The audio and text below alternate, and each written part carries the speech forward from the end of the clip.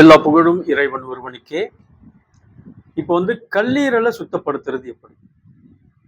Okay. So முன்ன சொன்ன மாதிரி ஆயில் புல்லிங் முடிச்சிட்டோம். டீ டிகாஷன் அதை சாப்பிட்டு என்ன பண்ணோம், சிறுநீரகத்தை சுத்தப்படுத்திட்டோம்.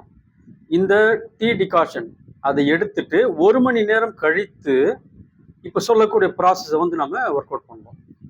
என்ன அப்படின்னு சொன்னால், கல்லீரலை சுத்தப்படுத்துறதுக்கு 1 டம்ளர் சுடு தண்ணி வெந்நீர், அதில் அரை எலுமிச்சம்பழம் சாறு மட்டும் போடணும். ஓகே, சாறை போட்டுட்டு அதில் 1 ஸ்பூன் தேன், ஓகே, அதை மிக்ஸ் பண்ணி நம்ம என்ன பண்ணணும்னு சொன்னாக்கா, தேனை வந்து ரொம்ப தண்ணி சூடாக இருக்கும்போது நம்ம ஆட் பண்ணக்கூடாது.